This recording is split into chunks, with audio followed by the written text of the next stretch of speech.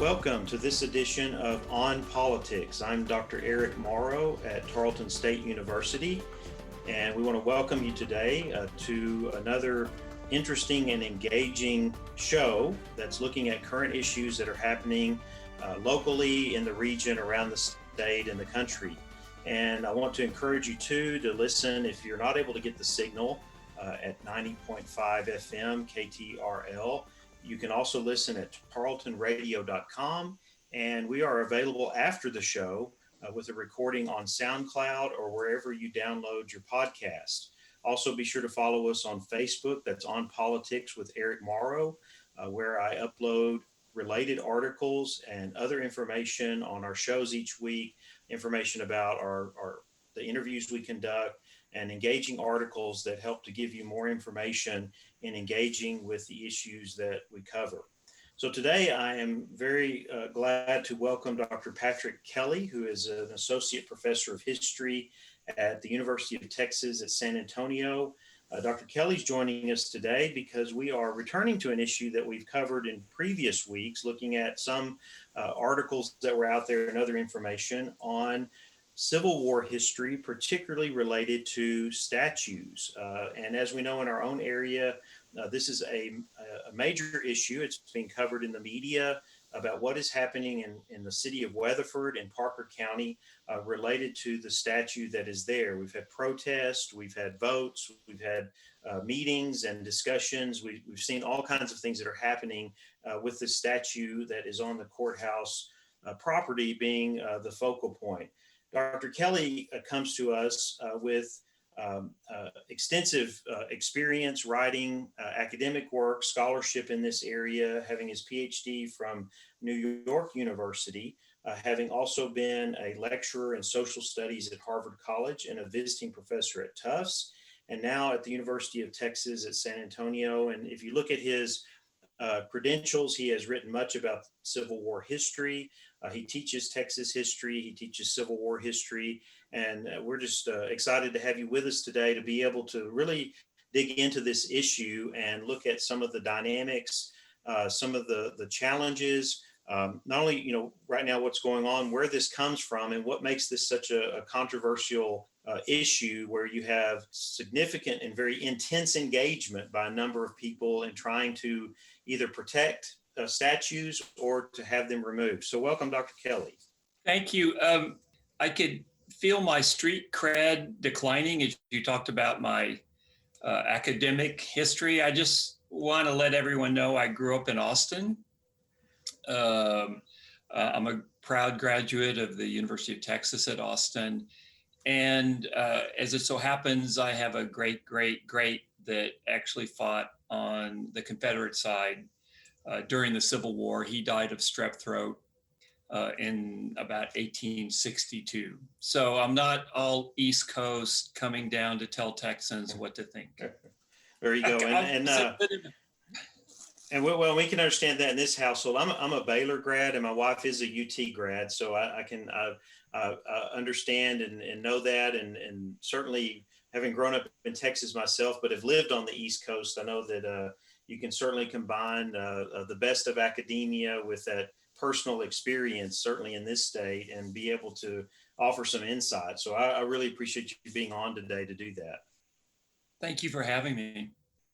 I think one of the things that we are placed to start with this, and this is where sometimes in the conversation on these statues and in the debate about it, especially in public forums, that we don't see, and that's going back and looking at why these came to be. Why do we have these statues in various places, especially when we look at these that are somewhat generic? They're of a Confederate soldier. They're not necessarily identified as an individual, even though we have a lot of statuary across the South that's identified.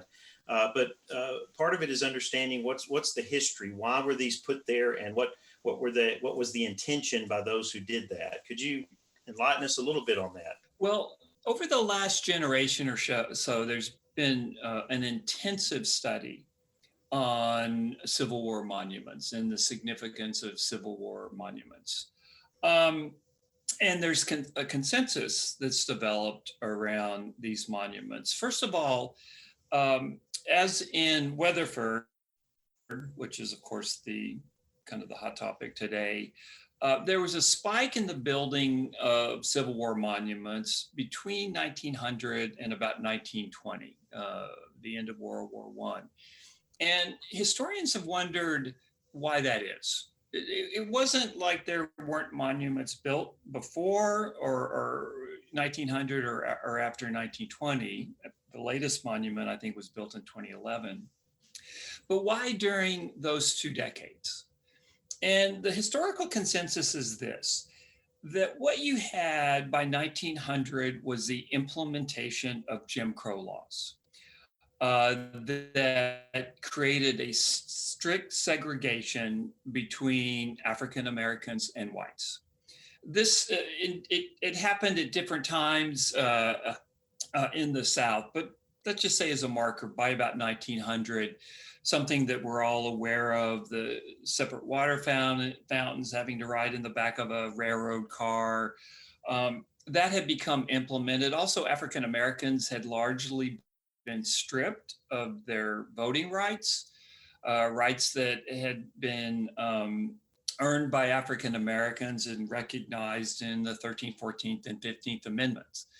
So the historical consensus now is that the building of Confederate monuments after 1900 is kind of a visual representation of the white supremacy that had taken place legally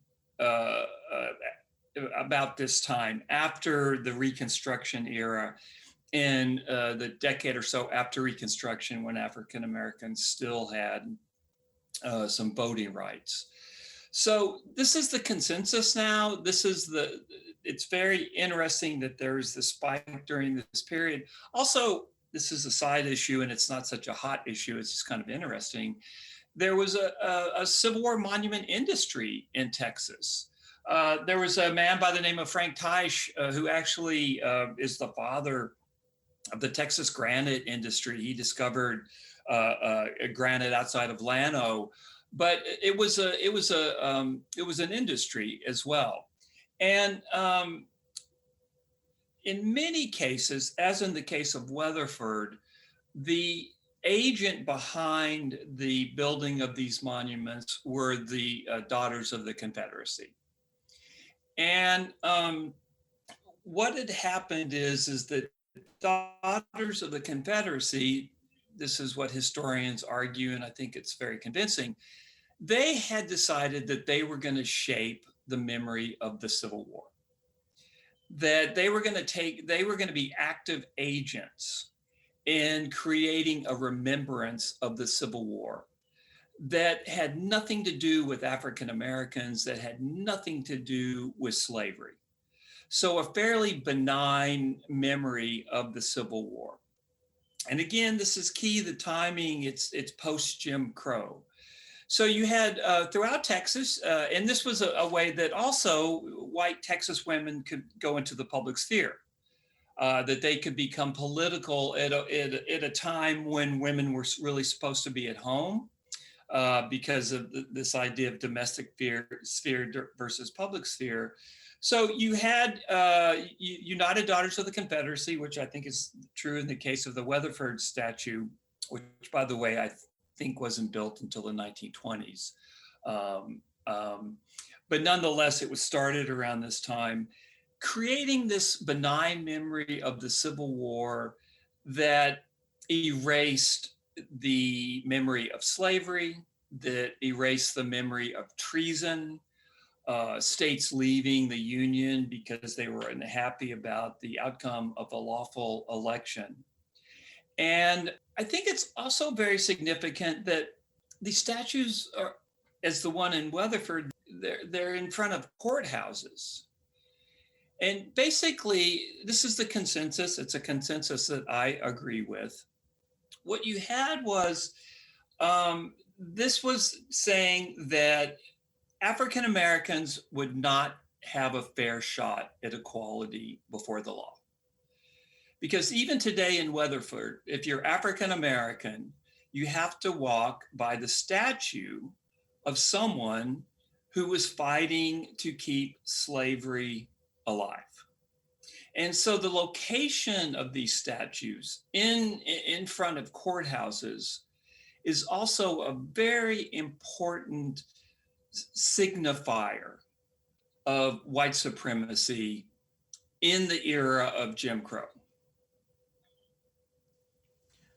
On that note too, and then because that would help us to see how these become so polarizing. If that motivation was there, I think when we look at it and we kind of bring that forward, and if you have those connections of those that are opposed to the monuments with their what they symbolize or what they stand for or the era that they stand for, I think one of the things I've struggled with, and I've tried to maybe explain this, and with my limited background as somewhat of an identity issue of people who identify with that, not so much maybe with their understanding of the past and the Civil War and so on, but with this is where I grew up. This is something that has been memorialized. Some would go off into I've had friends and colleagues who grew up in Texas saying, that lost cause ideology influenced them. I didn't have that in my upbringing as much. I think it was in my family, but I wonder if you had some insight into that then as to how these different groups, either for or against, keeping or removing, and how they're really connecting with this. Another way, I think one question I had raised weeks ago was, if the statues could speak, if people could hear what the particular views or ideology of that person was today, would they still associate with that? And what does draw them to that and connect them to that? Well, growing up in Texas, I know the feeling of identifying with the Confederacy. I think Faulkner said something like William Faulkner, that for every young white male, Pickett's charge is something that you think about, and it's kind of very exciting. But I know that experience of identity being fused with the Confederacy. But what anyway is, and I kind of dug deeper into it, and looked deeper into it, and I think also matured a little bit as a citizen. They're just issues that you can't escape. You can't escape slavery. You can't escape white supremacy. You can't escape Jim Crow. And so I understand how identity gets fused with this vision of history, because I felt it myself. But at some point, I think as a society, we have to mature, we have to grow up, we have to be able to look the past in the eye. One of the things that's very interesting to me, and as a Civil War historian, you hear about this a lot, that by taking down the statues, you're taking away history, you're taking away memory. One of the things I want to stress, I mentioned it again earlier, what the Daughters of the Confederacy were trying to do, they were trying to shape a memory of the past. They were trying to shape a memory that erased slavery. And also they were very, very forward looking. During the same period that these statues are being built, they are they're writing textbooks that valorizes the Confederacy, textbooks that probably you and I were both affected by, although it would have been different, right? I was a kid in the 60s. There's a valorization of terror groups such as the KKK. And so when folks talk about memory, there was a shape. These statues are an attempt to shape memory. Memory is not just one thing, it can be shaped. One of the important aspects of these statues are, how do you shape a memory of the Confederacy? What is included in your memory? What is excluded? in the memory. And what's excluded in these statues, and it can't be said enough, are the horrors of slavery and the fact that the Confederacy was a revolt against an election that was a legal election. Can I just say one thing about the issue of whether or not the Civil War was about slavery? Do you mind? Oh, sure. Go right ahead, please. Please. So you often hear, and I read some of the articles about Weatherford, folks saying that the Civil War is not about slavery. Okay. I would just invite your listeners to go on the internet, or if you don't trust the internet, go to the state archives. And there's the Ordinance of Secession, February 2nd, 1861. It's the causes of secession. And it's the Texas Secession Convention explaining why it's leaving the Union. And what it says is that, and this is a document, you can go read it for yourself, that the US government was established exclusively by the white race for themselves and their posterity, and that the African race had no agency in this establishment.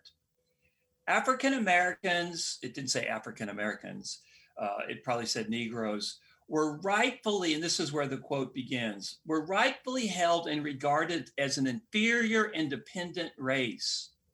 The servitude of the African race is mutually beneficial to both bond and free, i.e. slave and free, and is abundantly authorized and justified by the experience of mankind and the revealed will of the Almighty Creator.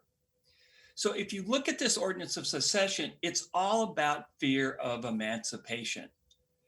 It's just to say that Texas left the Union and that slavery was not central to Texas leaving the Union is like saying 2 + 2 = 84. Yes, definitely. And I cringe sometimes when I read those things in terms of people doing their research and kind of looking back at this and trying to understand that. And that also relates then to how this becomes such a political issue in that people don't understand some of those critical ideas, those things that shaped and influenced. So I go back with that to the Daughters of the Confederacy, and you mentioned about their own engagement in society, and this was something that they could do in the public realm. The statement in relation to memory, bringing that forward then, because this has become very political now, and this is a show on politics. So we want to bring the history in, but also look at it that way. When you read some of the articles, especially about the meeting of the Commissioners Court this past week, and you see political leaders being informed much more by how many phone calls they had from constituents, rather than looking at these kinds of critical issues.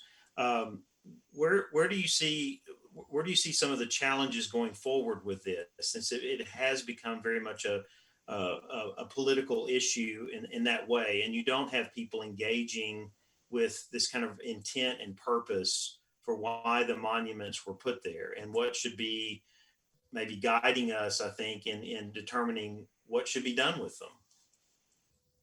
Well, in preparation for this interview, I looked at the demography of Weatherford, and I think it's about 80% white, maybe 14% Latinx, as we say today, and I think maybe less than 5% African American. And so my guess is the county commissioners are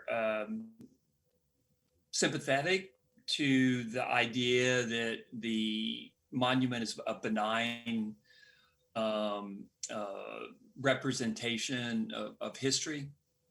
And it seems to me they're not really sensitive to the white supremacist origins of the monuments. And so where do we go from here? I don't know. It's kind of a miracle that no one was killed last week with all the the guns that were in play. Thank God, Weatherford. It could have been really a symbol of hate. The Mhm. people of Weatherford are very, very lucky. Or maybe you can give them credit. Maybe they were disciplined in the use of their firearms. But where do we go? It's hard to say. I don't think we'll probably go anywhere anytime soon. I think demography will tell that much of Texas. I think I always tell my students the secret to Texas is diversity. How diverse Texas is. Weatherford seems a little less diverse, Mhm. and I don't think anything's going to happen anytime soon. I don't think the commissioners are going to have a conversion like St. Paul and fall off their horses. I think they're they'll be voted out of office. It seems pretty Right. clear to me. Um, so I don't see anything happening in Weatherford anytime soon. But it's sad because Weatherford looks like such a beautiful and historic town, and it's on the folks that are supporting the statue. They're just on the wrong side of history. Mhm. Well, in that regard as well, it's there's some challenges here because it's how do you how do you adapt? How do you change in an appropriate way? So there's been a lot of debate about what should be done with these statues and monuments. I gave the example a few weeks ago of looking at Stone Mountain, and one of the in Georgia, and one of the reasons that a state legislator said, look, it would cost us millions of dollars to change the facade of that mountain in any way. And so how do we interpret and frame this in the appropriate way? And I know historians have offered different views on this or debated on that. I was wondering if you had some thoughts on things like that, of where the part of the debate in Weatherford was, well, should it be moved to another public place? And then, of course, there was the concern that it might be damaged or defaced or something, or no, it needs to be moved to a private location. Do you have any thoughts on that in terms of what these represent and how they connect to an era and a period in the past, and helping to understand that or engage with that in some way going forward? Well, I do have a lot of expertise, but I don't know how much it costs to remove these things. It seems like they get removed all the time, though, these days. Right. And so it seems like it could be done. The I know there was an issue about ownership. Who owns the statues? Is it the county or the daughters or whatever? But what happened in San Antonio? There was a Confederate statue that was moved to a Confederate cemetery. And it was kind of sweet. The HE Christmas tree was put on the pedestal where that statue was. And I don't know if this is true, but I would guess there's a Parker County Historical Society. The statue could be moved there. It could be used to facilitate a discussion with the kids in public school in Weatherford about questions about memory, about slavery, about the Civil War. I have to say, I don't think it would be that expensive. It's just a question of will. And right now, it's clear that the will is not there. Yes. I see that. It reminds me, in 2008, I was in Russia, and spent some time in Moscow, and then in a few other places. It went to Ekaterinburg, which is in the Ural Mountains. And in Moscow, Right.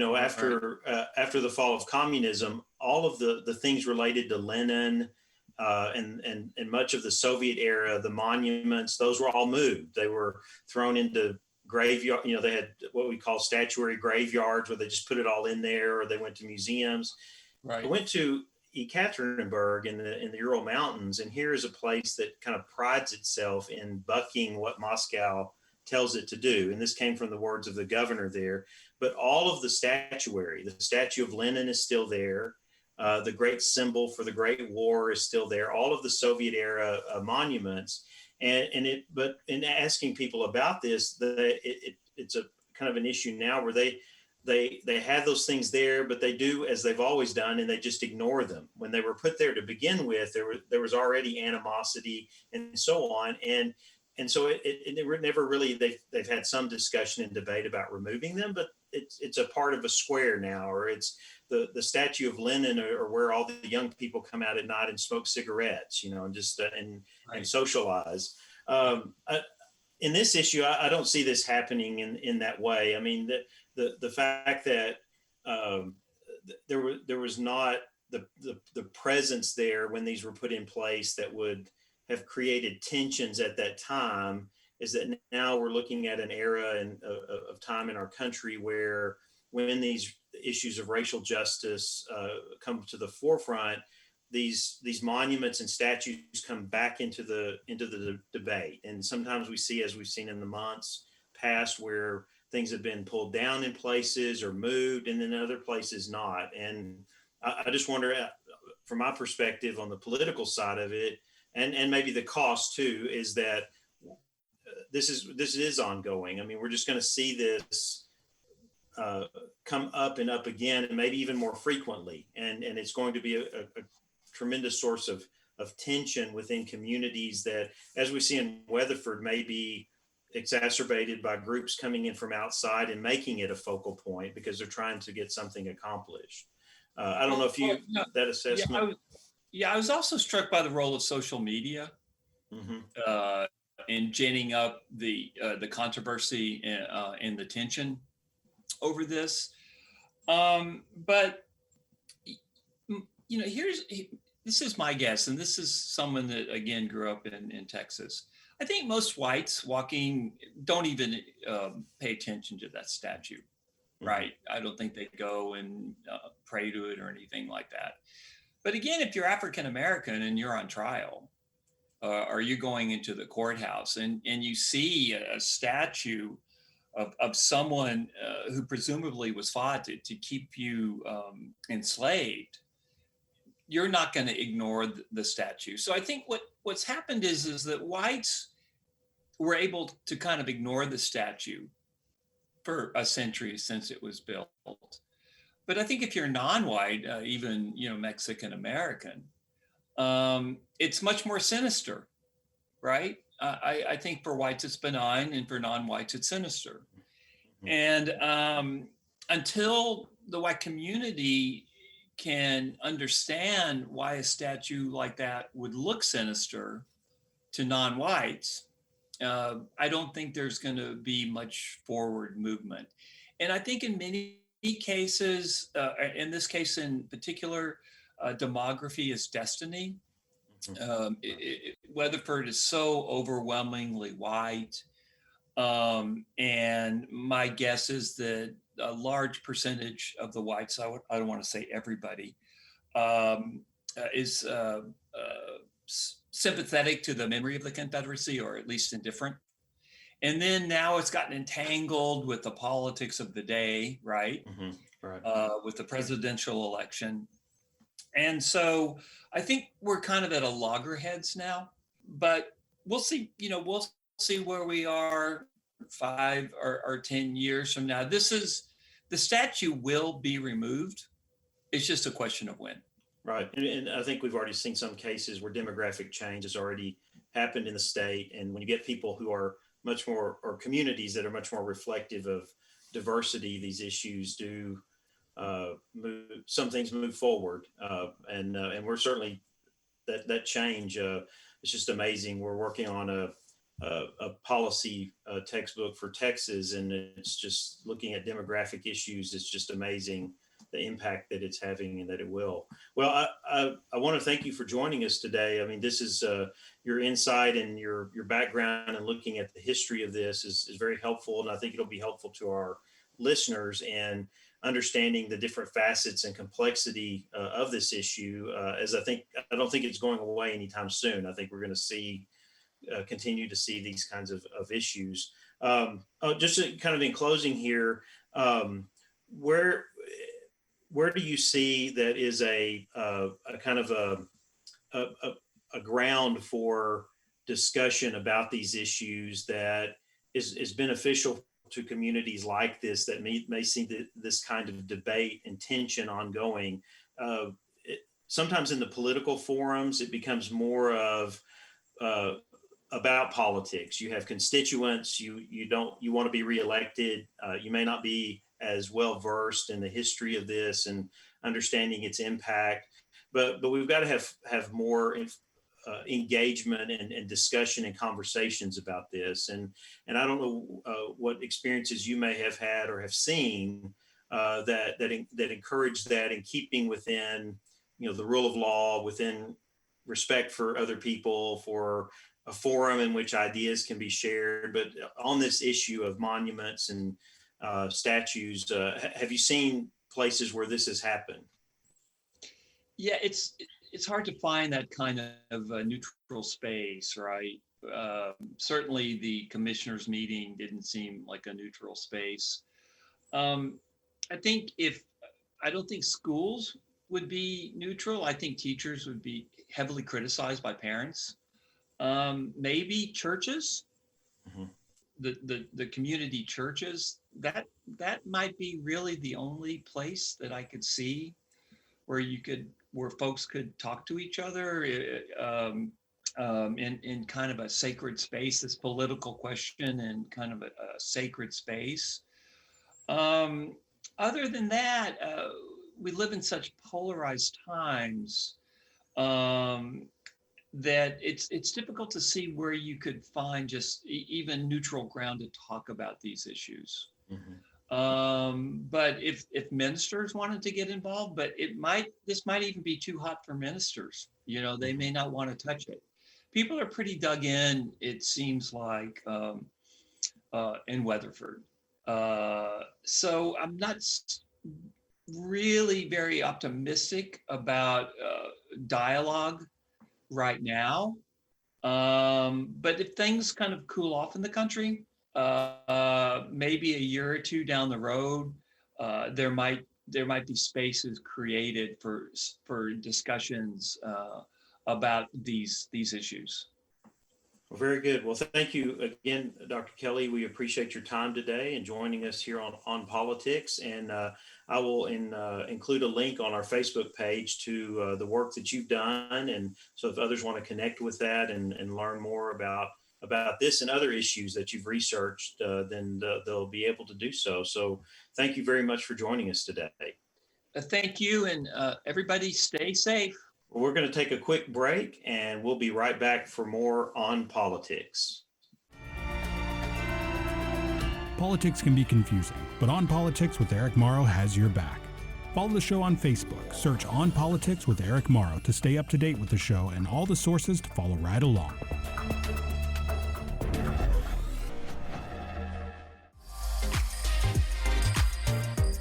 Ever find yourself wishing you didn't have to miss your favorite radio show?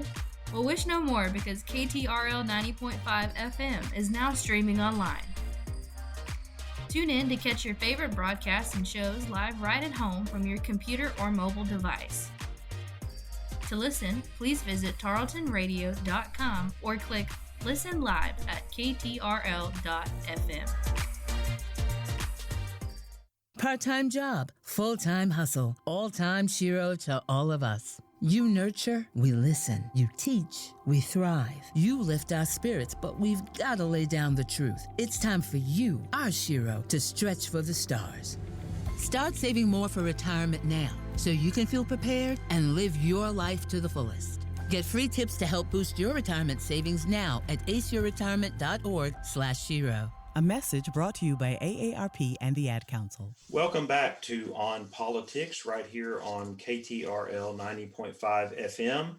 And we want to thank again Dr. Patrick Kelly for joining us today. He is Associate Professor in the Department of History at the University of Texas at San Antonio. And as he said, growing up in Texas, and engaging with some of these issues, and now, of course, being a noted author and scholar in the area of Civil War. So I hope you found that very engaging and helpful, as I think, on my part, that this issue is going to be with us. And I did want to just offer my commentary a few weeks ago on this under the title, If the Statues Could Speak. I'd invite you to go back and listen to that on SoundCloud, but also to have someone of his caliber on the show to be able to go into the background, the history, the motivations behind putting some of these monuments in place, especially the one in Weatherford that has been such a point of focus and controversy.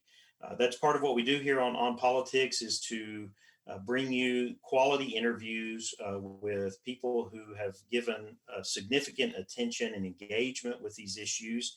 And just to give you a preview, coming up in the weeks ahead, I am working to get interviews from a couple of policy centers and think tanks in Texas, looking ahead at the 2021 legislative session.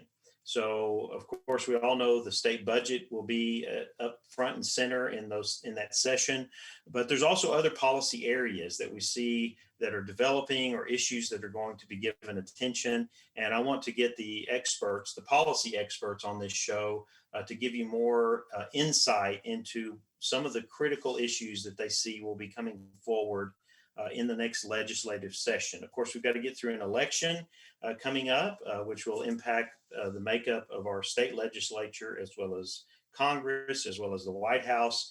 And so we'll be giving attention to that as well. In the last part of the show today, the second segment, I do want to give some attention to the passing of a civil rights icon and hero, John Lewis. This past week, we saw the memorial to him as he lay in state in the nation's capital, as well as the funeral service that was held. And there's a couple of things that I wanted to bring to your attention, and just reflecting on the life of this man that I have admired very much in terms of his service, in terms of his commitment, in terms of his spirit, his love of this country, but also his love of freedom and equality. And one of the things that tied to this very quickly is something in the recent past, and that was a few years ago, I was able to take a group of faculty and students on a Study US program where we went for a week. It was spring break, and we went for a week and stayed in Atlanta. And while we were there, we visited the National Center for Civil and Human Rights, which I would encourage you to do. It's right downtown Atlanta. It's an amazing place that focuses on the civil rights era in this country, the challenging time that it was, the critical issues, the sacrifices, the engagement of people all over this country, and especially African Americans, especially someone like John Lewis, who worked alongside Martin Luther King and others to advocate for civil and voting rights. But also, we had the opportunity to go to Selma. And in Selma, with the group, we visited the National Voting Rights Museum, which was a unique opportunity, not only to visit the museum, but the curator of the museum was a young boy at the time of the March to Selma. And so he had just this amazing memory of those events and the opportunities that he had as a young boy, and then growing up around the people and the leadership of that time period.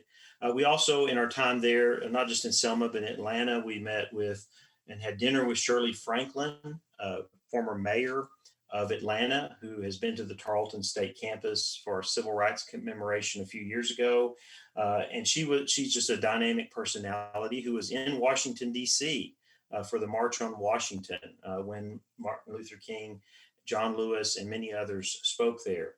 But one of the things in connecting this to John Lewis was the opportunity to walk across the bridge. And if you saw the video the other day, and if you haven't seen it, I would send you to that on the internet, is to look for the crossing of the bridge where the horse and the carriage that was carrying his coffin draped with the American flag that crossed the bridge. And here, as John Lewis, one last time, as he has done for so many years, to commemorate the March to Selma and the Bloody Sunday, where his skull was cracked, where he was beaten, as he and others started that march to advocate for voting rights.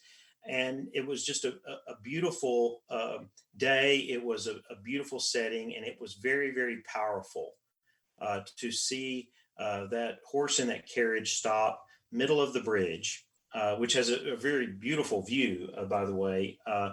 And to know, when I looked at it, I was not only thinking about John Lewis, I was thinking about things that he's written and things that he's done, but I was thinking about I've stood there and stood there to purposefully and intentionally in order to connect myself in what limited way that I could. Okay, not, I didn't grow up there. I wasn't there when the march happened.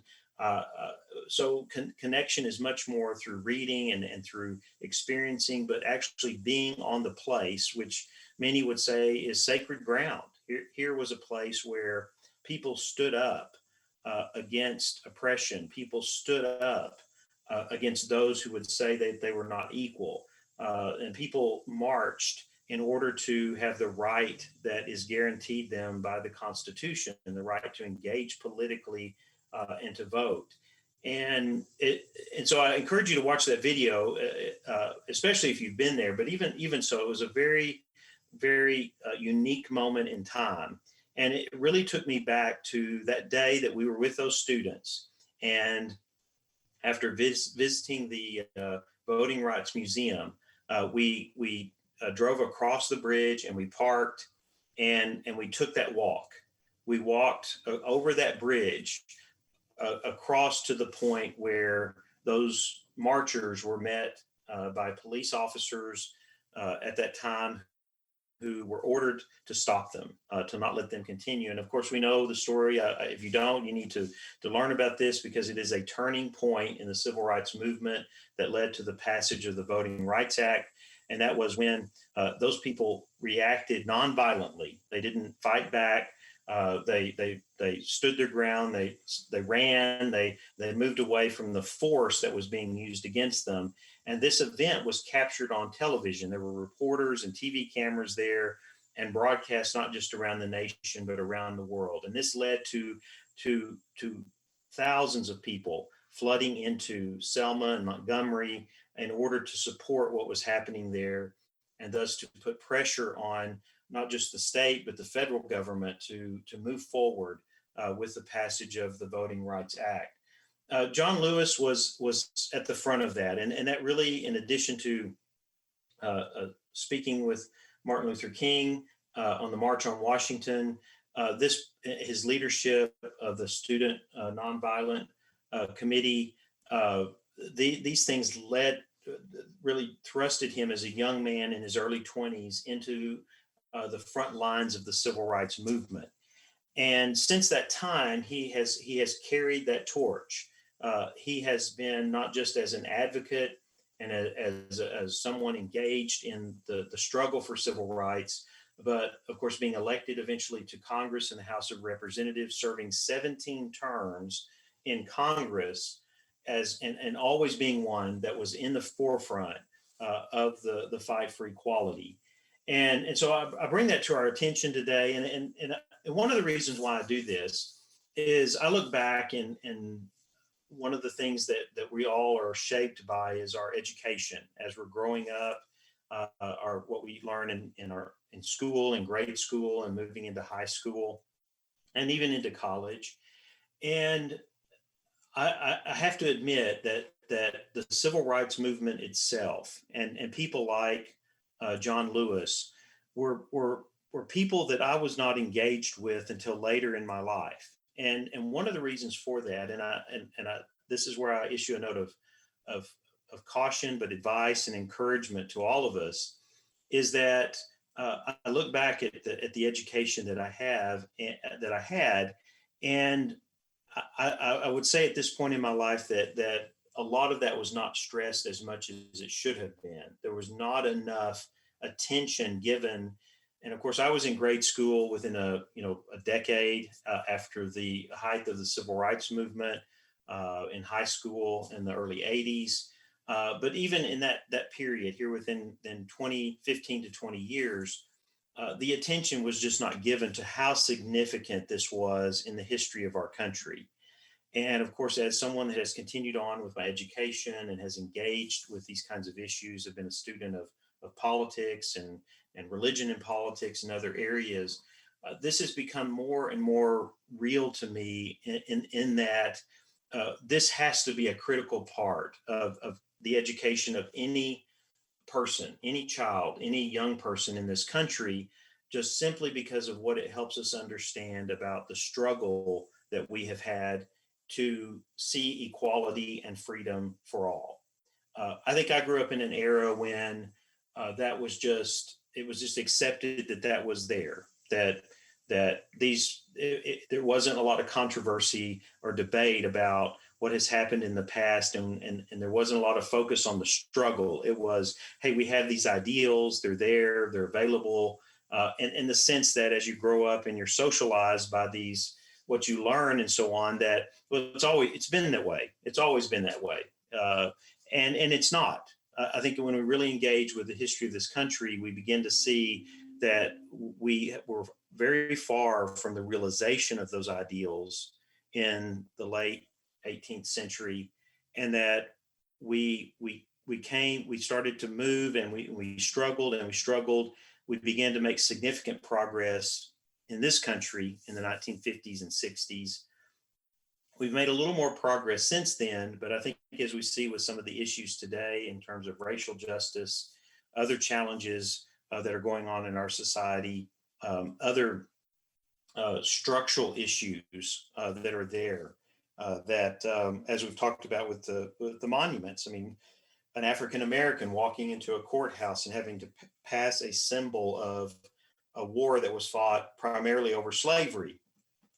I think that in and of itself shows us that there are things that we have not dealt with, that there are issues that we have not confronted about our history that are obstacles to freedom and equality and justice for all people. And so what I'm saying in this and coming to this is that this time over the past week and reflecting on John Lewis, on reflecting on the things that he accomplished and did, and just the heroic effort he made on behalf of civil rights, it has really affirmed to me our need to be much more engaged with that era of our history. Because then it helps us to really look further back and understand the struggle, the challenges, the issues that have been in front of us, many of which are still there that we need to confront and that we need to address, and to do it in a way that respects those ideals, recognizing the human dignity and the value of each person, no matter what their race, being able to sit down together and dialogue about what these things mean for each of us individually and how that impacts our communities. Those are very critical things that we need to do. We have to do in order to get beyond some of these things that we still continue to struggle with.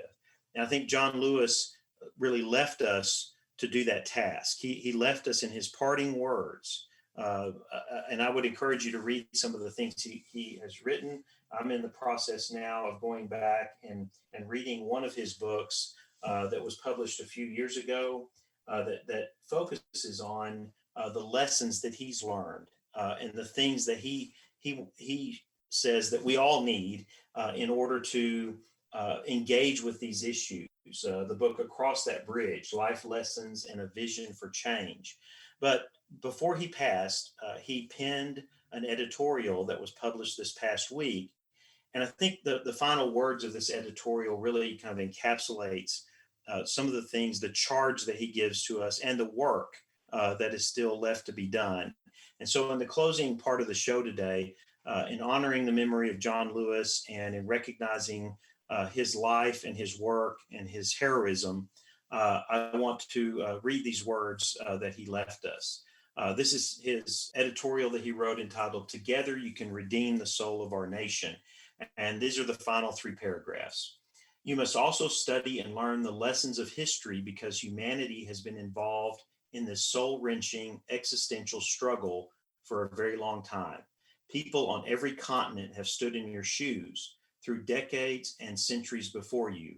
The truth does not change, and that is why the answers worked out long ago can help you find solutions to the challenges of our time. Continue to build union between movements stretching across the globe because we must put away our willingness to profit from the exploitation of others. Though I may not be here with you, I urge you to answer the highest calling of your heart and stand up for what you truly believe. In my life, I have done all I can do to demonstrate that the way of peace, the way of love and nonviolence is the more excellent way. Now it is your turn to let freedom ring. When historians pick up their pens to write the story of the 21st century, let them say that it was your generation who laid down the heavy burdens of hate at last, and that peace finally triumphed over violence, aggression, and war. So I say to you, walk with the wind, brothers and sisters, and let the spirit of peace and the power of everlasting love be your guide. Thank you, John Lewis. That's all I have today on politics, and we invite you to join us right here noon on Sundays each week on 90.5 KTRL, that is 90.5 FM, tarletonradio.com, or listen after the show on SoundCloud or where you get your podcasts, and look and join us on Facebook for relevant articles and other information about our guests. Until next week, this is Eric Morrow with On Politics, and we'll look forward to being with you again soon. Thank you.